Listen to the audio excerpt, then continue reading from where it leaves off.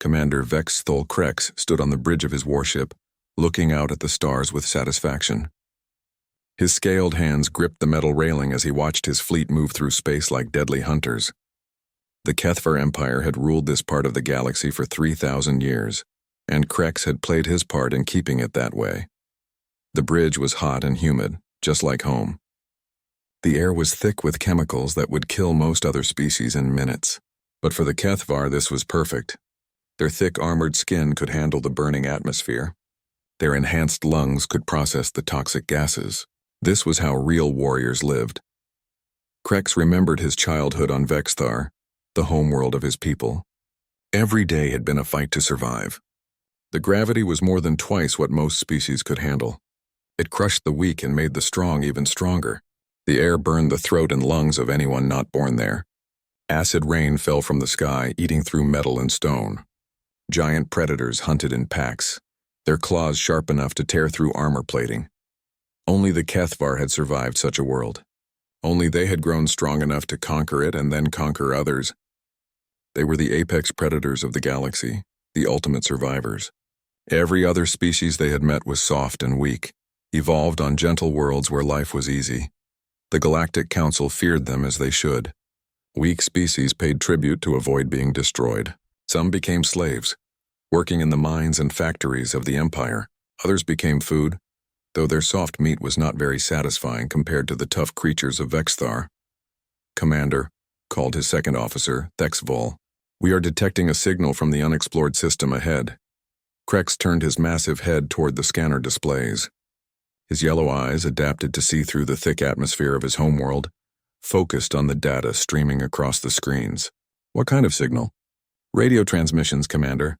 Multiple frequencies, and we are detecting a blue-green world in the habitable zone. Long-range scans show signs of a technological civilization."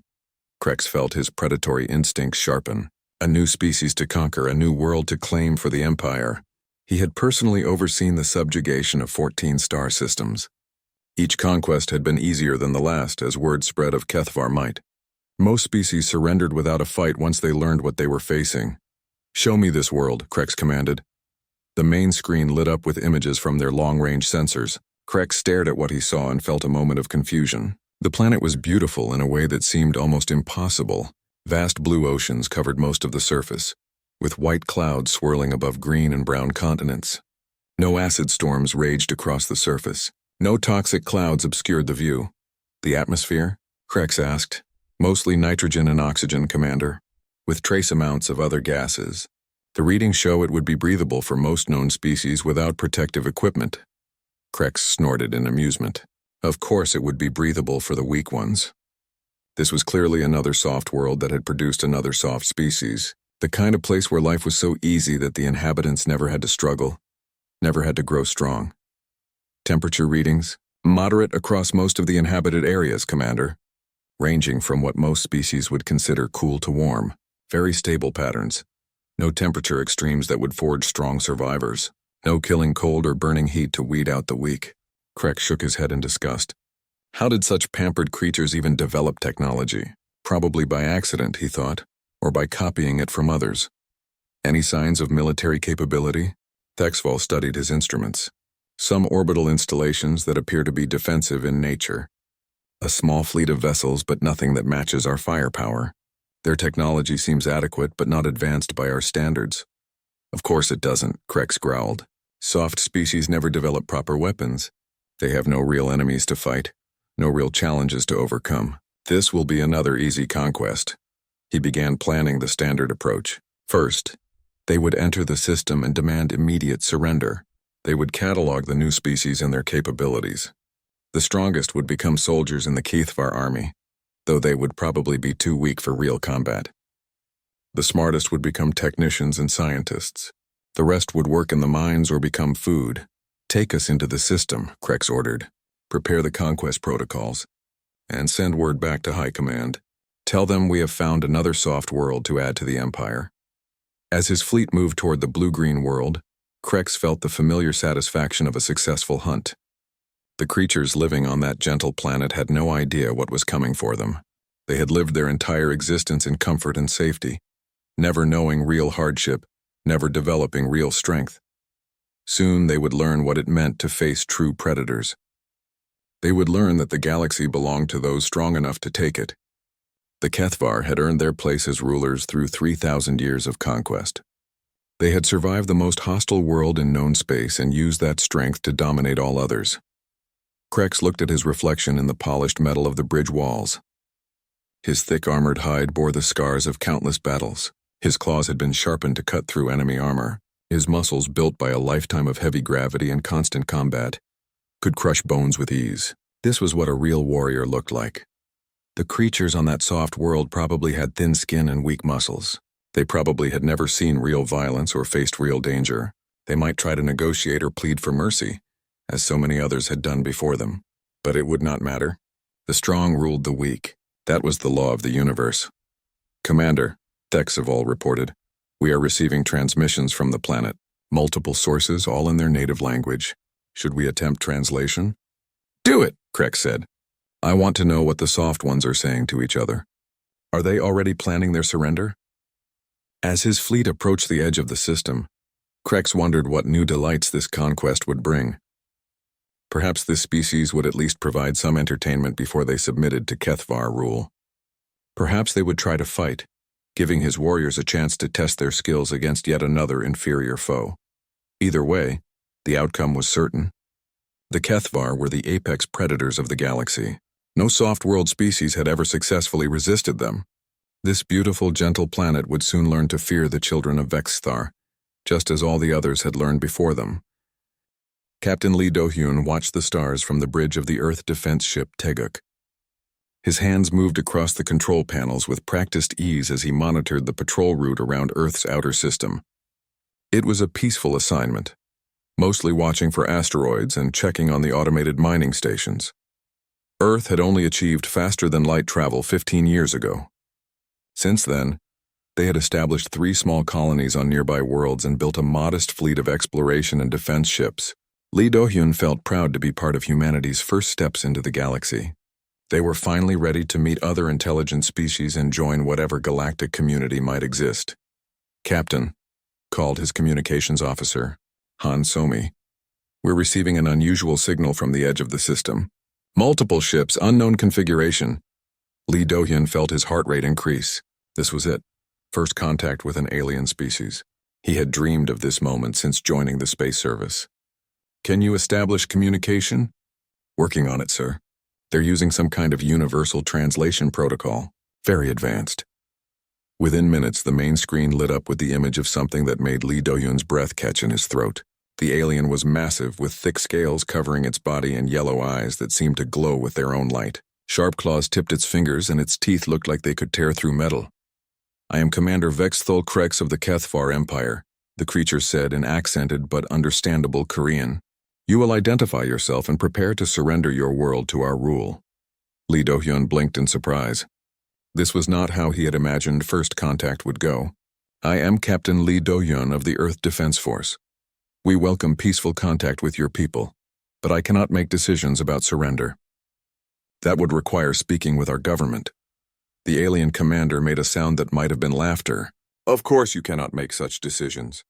You are clearly a minor functionary. We demand to speak with your leaders immediately." Lee Do-hyun managed to maintain his composure. "I will contact Admiral Kim Min-ji, our senior commander. She has authority to speak for Earth's military forces." Within an hour, Admiral Kim Min-ji was aboard the Taeguk for the historic first contact meeting. She was a small woman by human standards, but she carried herself with quiet confidence that had earned respect throughout the Earth fleet. When Commander Krex appeared on the main screen again, Lee Do-hyun noticed the alien seemed surprised by her appearance. "You are their military leader?" Krex asked, his voice carrying obvious doubt. "I am Admiral Kim Min-ji, yes. I understand you wish to discuss some kind of surrender." "There is nothing to discuss," Krex replied. "Your world will submit to Kethvar rule. We are offering you the honor of becoming willing servants rather than facing extermination. This is more mercy than most soft-worlders receive." Admiral Kim Min-ji showed no emotion at the threat. "Before we make any decisions, we would like to learn more about your people and your civilization. Perhaps we could arrange a cultural exchange." Commander Krex seemed genuinely confused by this response. "Cultural exchange? You face conquest by the greatest warriors in the galaxy, and you wish to discuss culture. Knowledge is always valuable, the Admiral replied calmly. We are curious about your homeworld and your people's history. As the translation systems worked, Lee Do-hyun listened with growing amazement to Commander Krex's description of the Kethvar homeworld. Vexthar sounded like a nightmare, a world where the gravity would crush a human, where the air was poisonous, where acid rain fell from the sky, and giant predators hunted in packs. Your world sounds very challenging, Admiral Kim Min-ji said diplomatically. How did your people manage to survive in such conditions? We are the strongest, Krex replied with obvious pride. Only the Kethvar could survive on a true death world. We have conquered 14 star systems because we are the apex predators of the galaxy. All other species are soft, evolved on gentle worlds where survival requires no strength.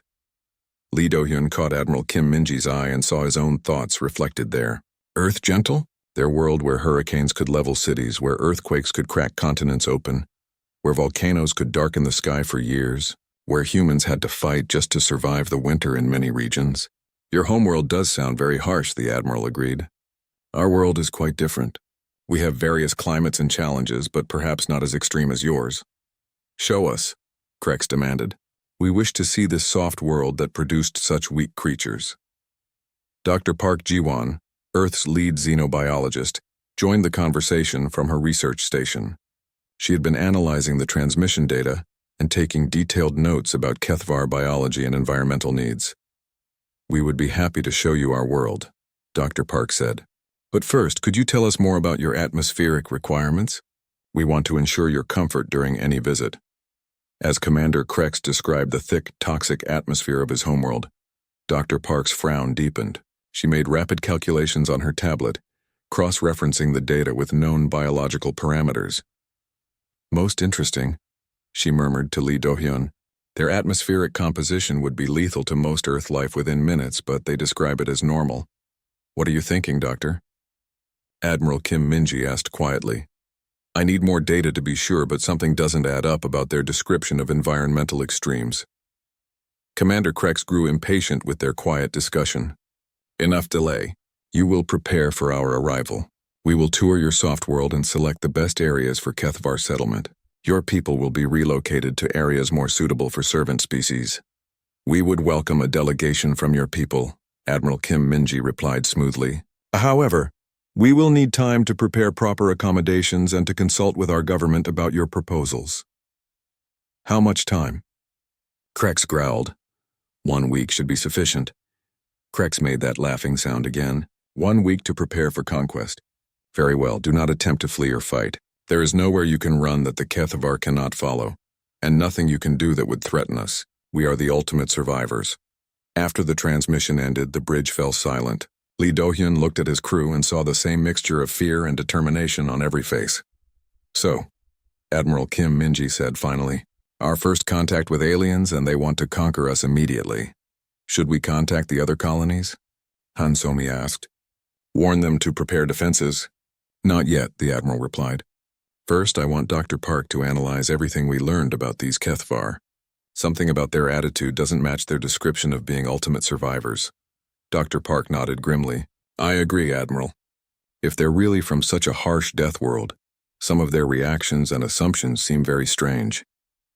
Give me 24 hours to run some calculations. Lee Do-hyun hoped the doctor would find something useful. Earth had never faced an alien invasion before. Their small fleet was designed for exploration and asteroid defense, not war against advanced alien species. But as he looked at the blue-green beauty of Earth spinning slowly below them, he felt a fierce protective instinct rise in his chest. Whatever these Kethvar were, wherever they came from, they would learn that humans did not surrender their home without a fight. 1 week later, a small Kethvar shuttle landed at the designated coordinates in South Korea. Commander Krex emerged with 3 other Kethvar officers, all wearing environmental suits that made them look even more intimidating than before. Lieutenant Choi Hyun-woo waited at the landing pad with a human diplomatic team, trying to hide his nervousness. Welcome to Earth, Choi Hyun-woo said as the aliens approached. I am Lieutenant Choi Hyun-woo. I will be your guide during your visit. Commander Krex looked around at the landing facility with obvious contempt. This is your military installation? Where are the defensive weapons? The armored barriers? This is actually a civilian spaceport that we adapted for your arrival, Choi Hyun-woo explained. Our main military bases are elsewhere. Foolish, muttered Subcommander Thexval, allowing unknown aliens to land at an undefended facility. These creatures have no survival instincts at all. As they traveled towards Seoul in a specially prepared convoy, the Kethvar delegation stared out the windows in amazement. The Korean countryside was green and peaceful, with farmers working in rice fields and children playing in village squares. Where are the guard towers? Krex asked. The defensive positions? We don't need guards in most areas, Choi Hyun-woo replied. Our world is generally safe. The Kethvar officers exchanged looks of disbelief. A world without constant danger? Without the need for armed guards? It seemed impossible to creatures who had grown up fighting for survival every day. In Seoul, the amazement continued. The Kethvar watched in shock as millions of humans moved through the city with no apparent fear. Street vendors sold food in the open. Elderly humans sat peacefully in parks. Children rode bicycles without escorts. This is madness, Thexval whispered to Krex. How do they survive with such carelessness? They don't survive, Krex replied quietly. Look how weak they are. Thin skin, small muscles, no natural weapons. They live only because nothing on this soft world threatens them. Their first stop was the Han River, where Choi Hyun-woo had planned a demonstration of human recreation. As they watched from the riverbank, dozens of humans swam in the water, dove from bridges, and operated small boats. The Kethvar delegation stood in stunned silence. On their homeworld, any body of water was filled with predators that could bite a Kethvar in half. The idea of swimming for pleasure was beyond their comprehension. They enter the water voluntarily, Krex asked in disbelief. Swimming is a popular activity here, Choi Hyun-woo confirmed. Many humans swim for exercise and enjoyment. But the predators? There are some fish in the river, but nothing dangerous to humans. Krex shook his massive head. A world where the water was safe enough for recreational swimming. No wonder these creatures were so weak. Their next stop was an elementary school where children played on outdoor equipment, while teachers watched casually from nearby benches. The Kethvar officers recoiled at the sight. The young ones are unguarded, Thexval exclaimed. The teachers are watching them, Choi Hyun-woo pointed out. But where are the weapons? The fortifications? How do they defend against predators? We don't have large predators in this area. Children are generally safe to play outside. The concept was so alien to the Kethvar that they struggled to process it. On Vexthar, young Kethvar were kept in heavily fortified nurseries until they were old enough to fight. The idea of children playing in the open air without armed guards was like something from a fantasy story. At Seoul National University, they met Dr. Park Ji-won in her xenobiology laboratory. She had spent the week analyzing every detail of the Kethvar transmissions, and her findings troubled her deeply. Your homeworld sounds fascinating, Dr. Park said as she welcomed the delegation. The atmospheric composition you described is quite unique. It is the atmosphere of warriors, Krex replied proudly. Only the strong can breathe the air of Vexthar. I've been studying the chemical breakdown you provided. Very interesting how your respiratory system processes those compounds. As Dr. Park asked detailed questions about Kethvar biology and environmental needs, she noticed something strange.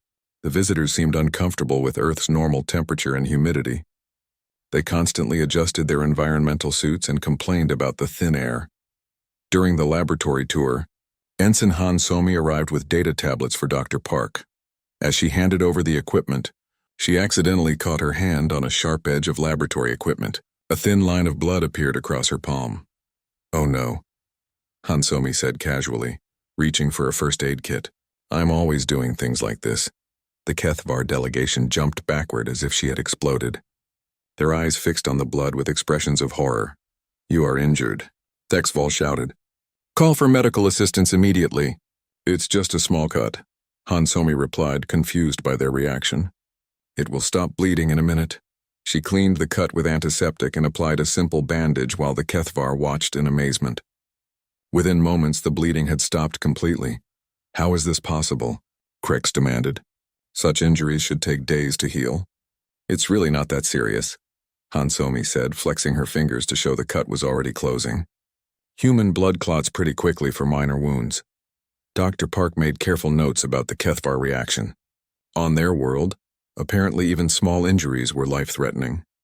She began to suspect that these self-proclaimed ultimate survivors might not be as tough as they claimed. That evening, the delegation stayed in a luxury hotel in downtown Seoul.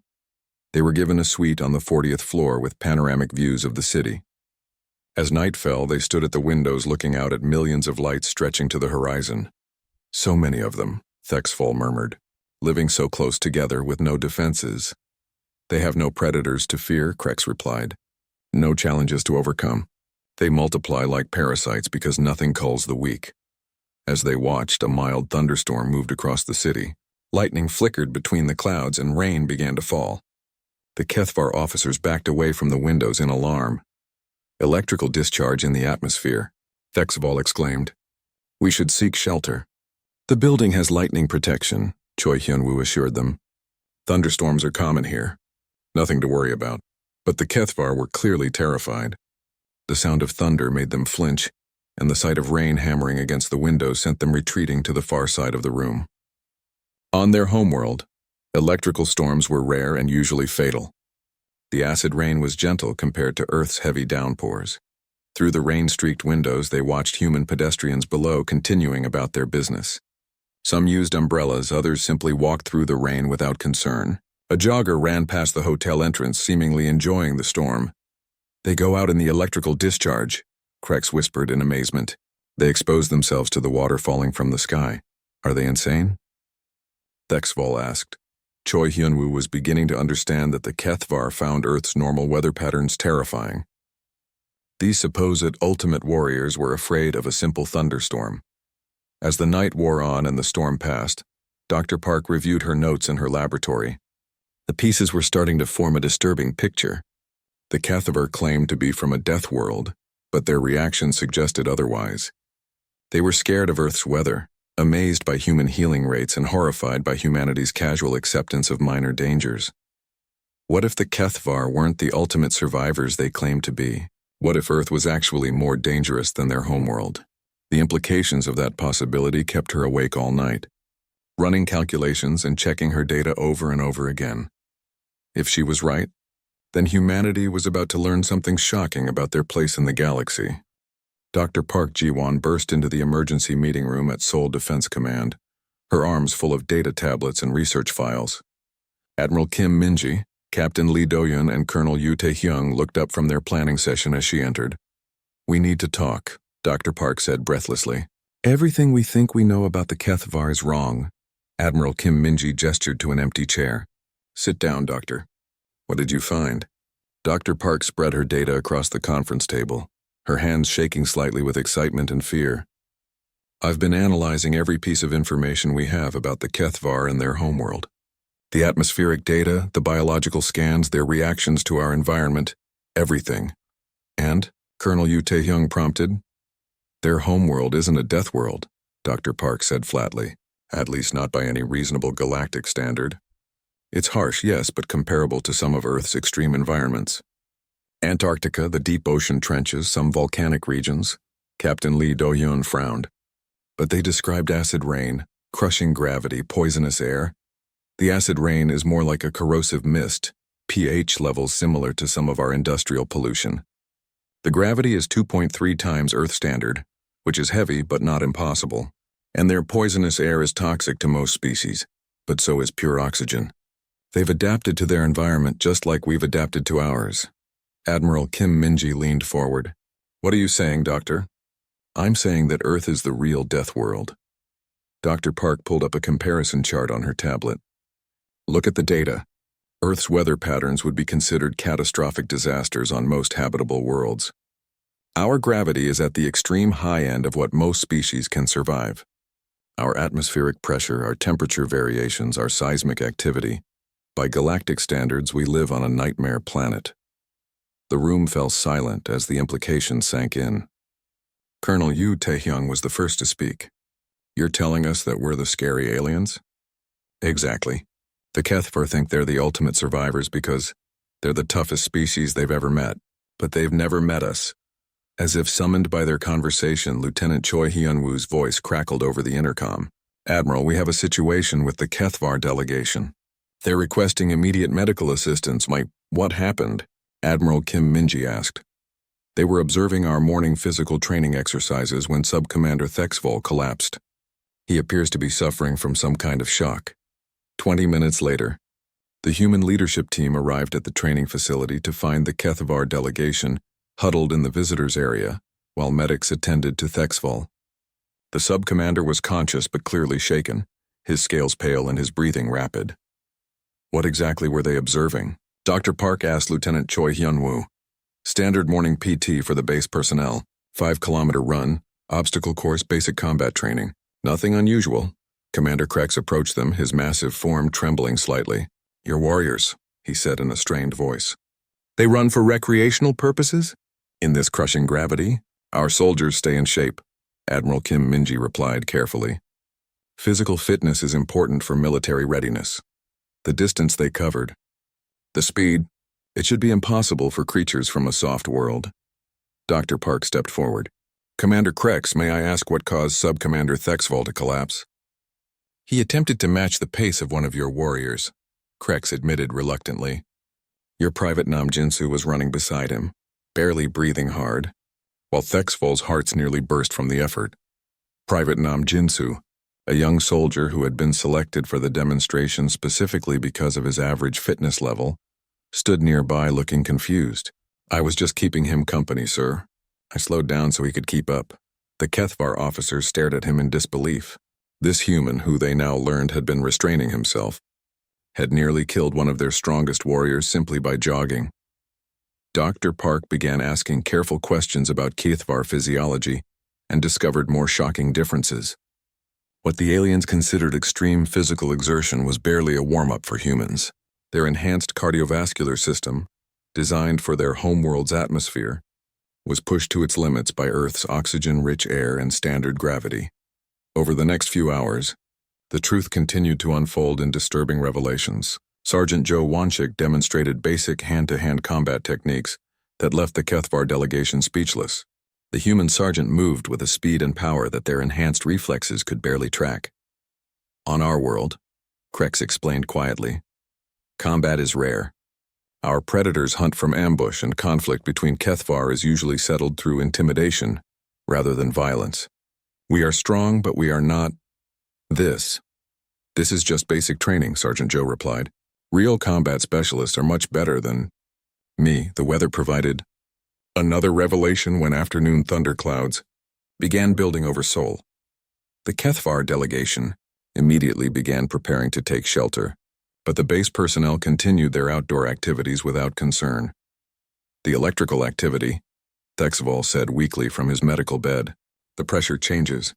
How do you function in such conditions? It's just weather, Captain Lee Doyun said. We get thunderstorms several times a week during this season. When the storm hit, the HFY watched in terror as rain fell in torrents that would flood most worlds they knew.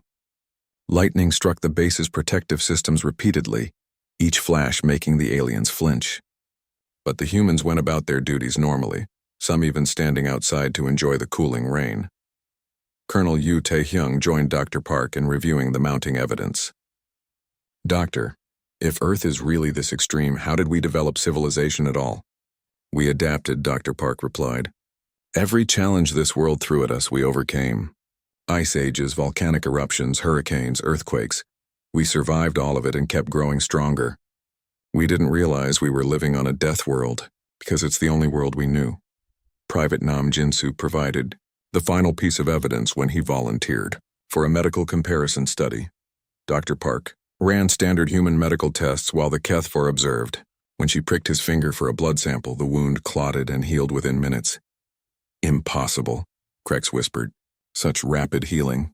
It takes days for HFY wounds to close. Human healing is actually pretty average, Dr. Park explained. We evolved to survive injuries that would kill most species. Our immune systems fight off diseases that would devastate entire alien populations. Our bones are dense enough to handle impacts that would shatter theirs. As the day ended, Commander Krex requested a private meeting with Admiral Kim Minji. When they sat down together, the massive alien warrior looked strangely small and vulnerable. Admiral, Krex said slowly, we may have made an error in our assessment of your species. How so? We assumed you were weak because your world appeared gentle. We assumed we were strong because our world was harsh, but we were comparing ourselves to the wrong standards. Admiral Kim Minji nodded thoughtfully. What are you saying, Commander? I am saying that the Cathvar Empire may have encountered true Deathworlders for the first time. And we are not prepared for what that means. The admission hung in the air between them, changing everything both species thought they knew about themselves and each other. Earth was not the gentle paradise it appeared to be. Humanity was not the weak species they seemed, and the galaxy was about to learn what happened when real Deathworlders finally left their world to explore the stars. 6 months after first contact, the galaxy was a very different place. Admiral Kim Minji stood in the newly constructed Earth Embassy on the neutral station, where the Galactic Council met. Through the transparent walls, she could see dozens of alien species hurrying through the corridors, all of them giving the human sections a respectful wide berth. Word had spread quickly about the true Deathworlders from the blue-green world. What had started as the Cathvar Empire's routine conquest had become the most significant shift in galactic politics in centuries. Captain Park Se-hoon, recently promoted after his outstanding service during the integration period, entered the embassy with the latest reports from Earth. Admiral, the Council is ready for your presentation. How many species have requested meetings this week? Admiral Kim Minji asked. 47, ma'am. Everything from trade negotiations to defense partnerships. The Vegan Collective wants to hire human security consultants. The Centauri Federation is offering technology exchanges for military training programs. Admiral Kim Minji shook her head in amazement. 6 months ago, humanity had been unknown. Now they were the most sought-after species in the galaxy.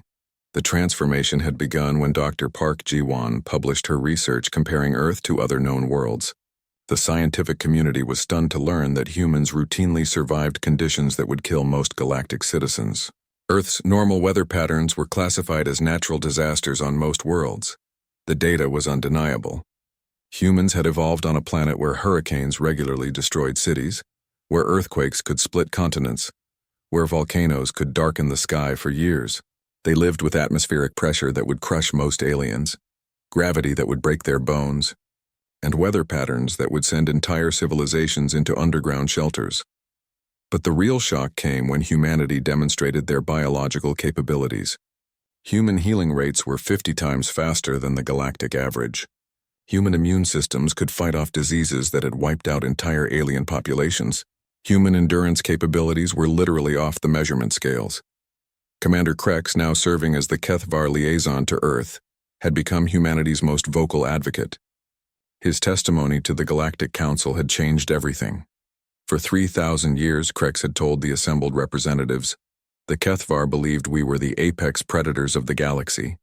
We conquered 14 systems and subjugated dozens of species because we thought our harsh homeworld had made us superior. We were wrong. The council chamber had fallen silent as the massive warrior continued. Humans live on a world that would kill most of us within hours.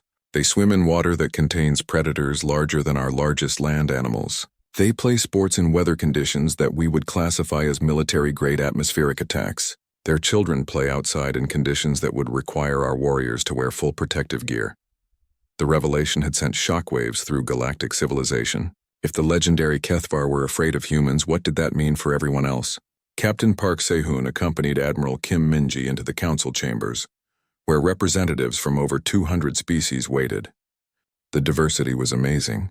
Crystalline beings that communicated through light, gas-based creatures that floated in specialized containers, insectoid hive minds, and dozens of others.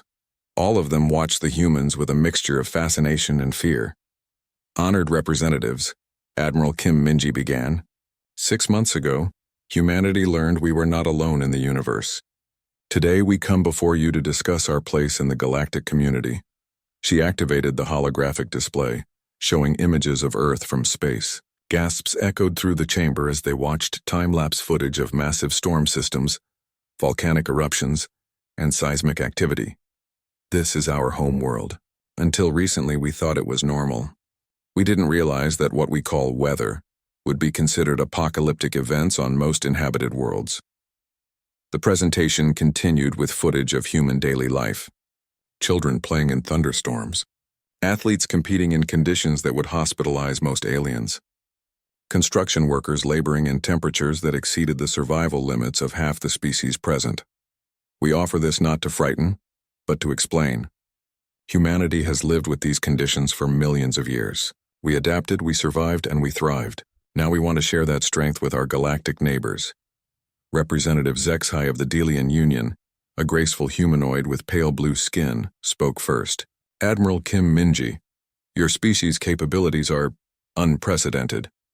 What assurance can you give us that humanity will not seek to dominate as the Kethvar did? Because we understand what it means to struggle for survival, Admiral Kim Minji replied. Every species here has faced challenges to reach the stars. We respect that journey. We offer partnership, not conquest. The questions continued for hours. Some species wanted to know about human military capabilities, which, thanks to their Deathworld evolution, were formidable. Others asked about trade opportunities or cultural exchanges. The Arcturian Merchants Guild was particularly interested in human exploration services. Your people can survive in environments that would require massive life support systems for our crews, their representative explained. You could explore worlds we've never been able to reach. Dr. Park Jiwon, now Earth's chief xenobiological advisor, presented her research on human adaptability. We've discovered that humans can survive on 73% of known habitable worlds without any life support. Most species can only survive on 12% without assistance. The implications were staggering. Humans could serve as guides, rescuers, and explorers in places no other species could reach. They could establish colonies on worlds that others found too harsh. They could serve as emergency responders in disasters that would overwhelm normal relief efforts. But perhaps the most significant change was in the Kethvar themselves. Commander Krex had returned to his fleet not with conquests, but with a new purpose. We spent centuries believing that might makes right, Krex explained to Admiral Kim Minji during a private meeting. The humans showed us that true strength comes from protecting others, not dominating them.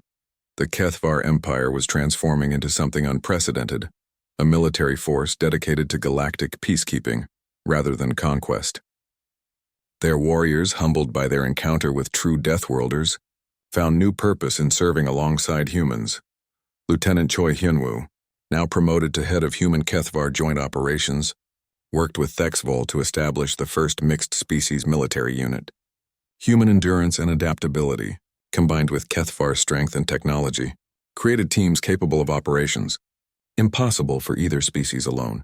The galaxy's response was mixed but increasingly positive. Some species remained wary of humanity's capabilities. Others embraced the opportunities that partnership offered. All of them recognized that the balance of power had fundamentally shifted. In the end, it was Private Nam Jinsu who provided the moment that defined humanity's new role. During a joint training exercise on a moon with crushing gravity and methane storms, he helped rescue a team of Vegan researchers whose equipment had failed. The footage of him carrying 3 aliens to safety through conditions that should have killed him became the most viewed media in galactic history. "This is what humans do," he said simply when interviewed afterward. "We help people who need help." As Admiral Kim Minji concluded her presentation to the Galactic Council, she looked out at the hundreds of species represented and felt a deep sense of responsibility. Humanity had learned they were the products of the ultimate death world. Now they had to decide what to do with that strength. "We come from a harsh world," she said in closing. "It taught us to survive, to adapt, and to never give up. But most importantly, it taught us that life is precious and worth protecting. We offer our strength not as conquerors, but as guardians. The galaxy is vast and full of dangers. You don't have to face them alone anymore." The vote to admit Earth to the Galactic Council was unanimous. For the first time in galactic history, the representatives of hundreds of species stood together and applauded not in fear, but in hope. Outside the station, Earth's first interstellar colony ship was preparing for departure to establish humanity's first settlement beyond their home system. Captain Lee Do-yun, now commanding the exploration fleet, felt the weight of history as his ship prepared to carry humans to the stars. The galaxy would never be the same. The age of human expansion had begun, and with it a new era of cooperation and mutual protection among the stars.